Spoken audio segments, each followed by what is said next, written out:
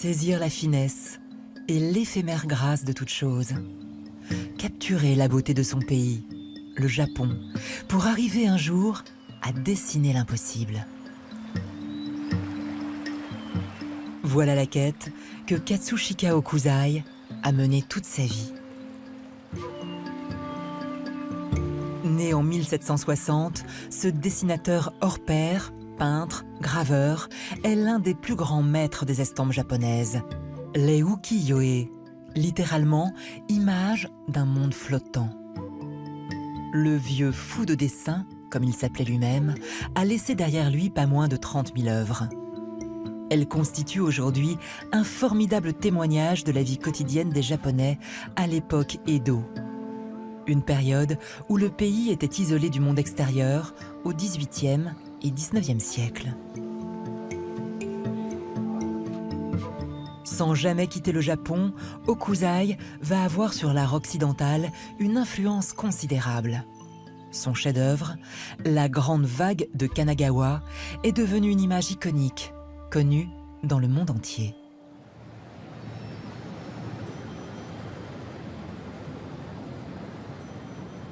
Cerné par les gratte-ciel, le palais impérial de Tokyo et les jardins qui l'entourent sont une bulle de calme de plus d'1 km², en plein cœur de la capitale japonaise. Ils font partie des rares endroits qui donnent une idée de ce qu'était Edo avant de devenir Tokyo. De l'ancienne forteresse des shoguns, les seigneurs de la guerre, il ne reste aujourd'hui que les douves et les épaisses murailles.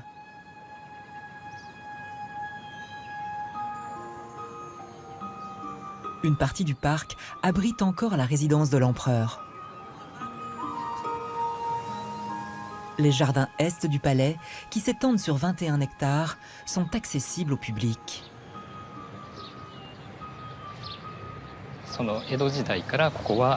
Cet endroit est resté le même depuis Edo. Il est interdit de toucher à la végétation ou de changer quoi que ce soit. L'endroit a donc été conservé exactement comme il était, il y a plusieurs centaines d'années. Comme vous le savez sans doute, Tokyo est une ville dont le visage a fortement changé avec le temps. Et ce lieu est le dernier de la ville à avoir gardé l'atmosphère d'Edo.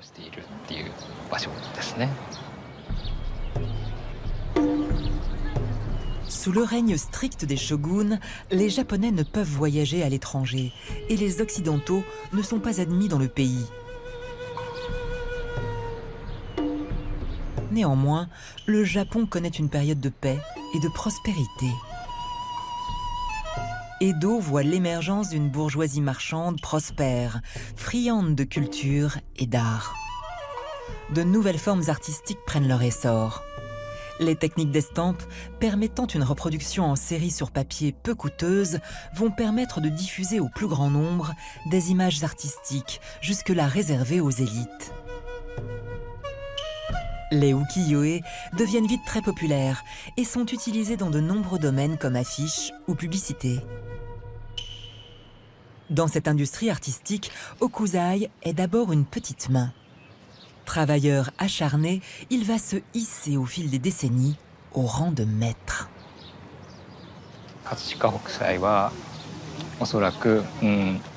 Pour dire les choses simplement, je pense qu'Okuzai est le meilleur dessinateur de toute l'histoire de l'art japonais. Et c'est en particulier son travail sur le trait qui le rend unique. C'est grâce à cela que ses dessins sont si vivants et dynamiques.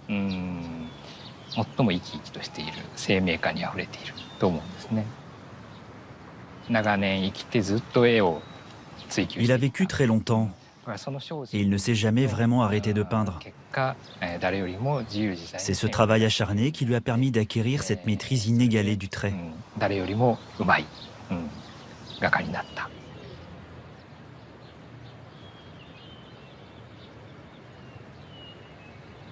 S'abandonner au moment présent, se livrer tout entier à la contemplation pour saisir d'un trait juste la vie qui s'écoule. Dessiner, dessiner encore et toujours pour avancer dans cette quête infinie du regard. Okuzai finit par atteindre un tel niveau d'excellence qu'on lui passe de nombreuses commandes. Parmi elles, toute une série de vues du mont Fuji, symbole absolu du Japon. Les 36 vues du mont Fuji vont le rendre célèbre bien au-delà des frontières du pays.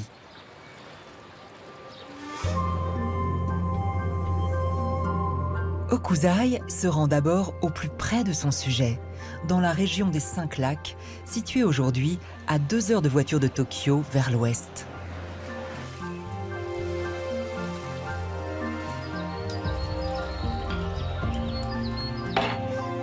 Perdu dans la forêt de Suwa, cerné de cèdres multicentenaires, le sanctuaire Fuji Sengen Jinja est dédié à la princesse Fujiko no Hana, la princesse fleur de cerisier, déesse de l'eau et du mont Fuji.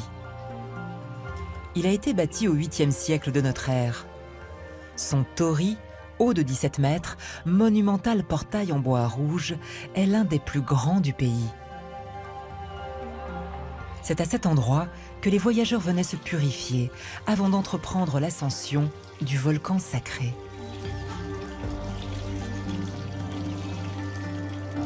À l'époque d'Hokusai, les pèlerinages sur le mont Fuji se développent à un point tel qu'un culte rassemble les adorateurs de la montagne, les Fujiko.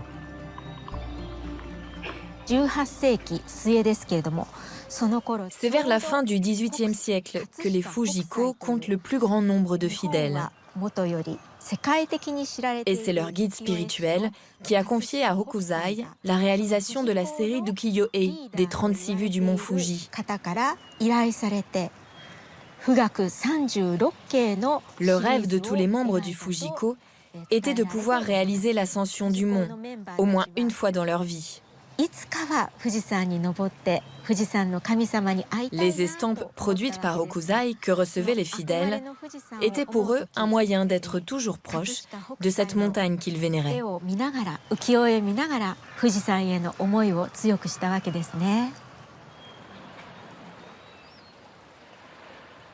Sous toutes les lumières et à chaque saison, Hokusai capture dans la région des 5 lacs tous les visages que lui offre le mont Fuji.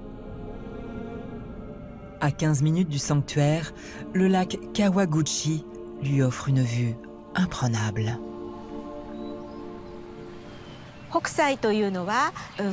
Dans sa série des 36 vues du mont Fuji, Hokusai a représenté le Fuji depuis plusieurs points de vue. Le lac Kawaguchi est connu pour avoir été l'un de ses préférés. Il y avait ici tout un ensemble d'éléments qu'il pouvait inclure dans ses estampes. Le Fuji, bien sûr, son reflet sur le lac, mais aussi une forêt verdoyante au loin, ainsi que des villages. Hokusai a bien sûr peint la montagne, mais il a aussi accordé une importance particulière à la représentation des gens qui vivaient dans ces environs.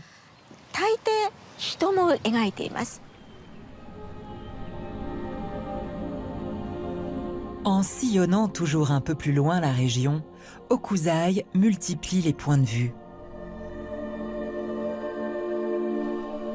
Avec malice, il piège le regard des spectateurs dans ses compositions, au point de rendre la montagne à peine perceptible.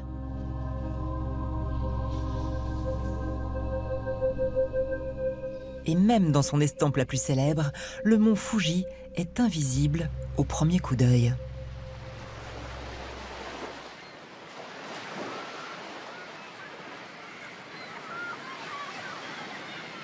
C'est à 1h30 du volcan, dans la baie de Sagami, sur la petite île d'Enoshima, que le vieux maître aurait eu l'inspiration de sa grande vague. On ne sait pas exactement quels sont les endroits où Hokusai aurait trouvé l'inspiration pour la grande vague de Kanagawa. On dit qu'il l'aurait réalisé du côté de Chiba, mais on sait aussi qu'il est venu là au moins 4 fois. Il a cherché l'inspiration depuis divers panoramas avant de se mettre au travail.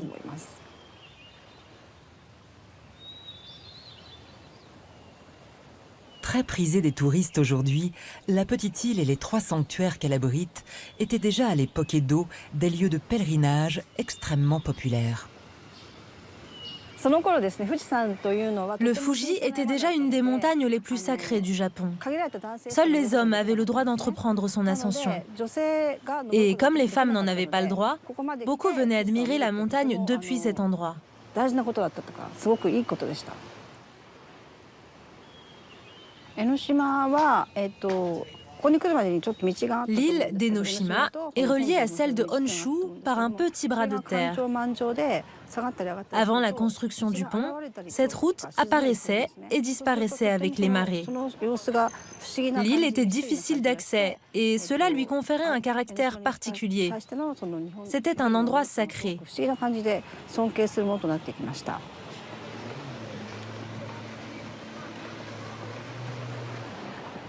Avant de faire sa célèbre vague, Hokusai va réaliser à Enoshima et dans les alentours plusieurs estampes à la recherche du motif idéal.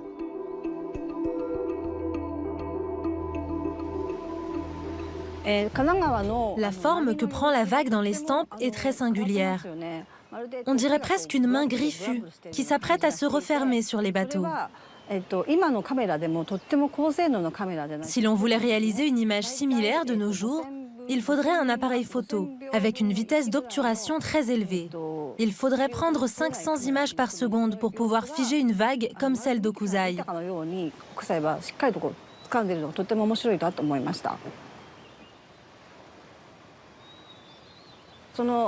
Une encre, qui était inédite dans les ukiyo-e de l'époque, a été utilisée pour la grande vague de Kanagawa.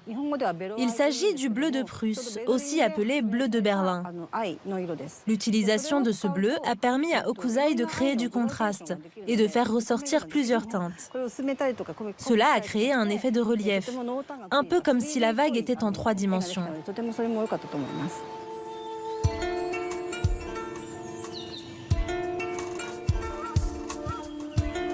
Dragon de houle et d'écume, menaçant l'imperturbable mont Fuji en point de fuite, la vague de Kanagawa et toutes les autres estampes d'Hokusai vont faire découvrir le Japon aux Occidentaux. Ces œuvres vont fortement impressionner des peintres comme Van Gogh ou Monet, fascinés par la manière dont le vieux fou de dessin représente la nature. Aujourd'hui, ces estampes font partie des collections de tous les grands musées du monde. Et la grande vague bleue est devenue une image iconique, infusant dans toute la pop culture.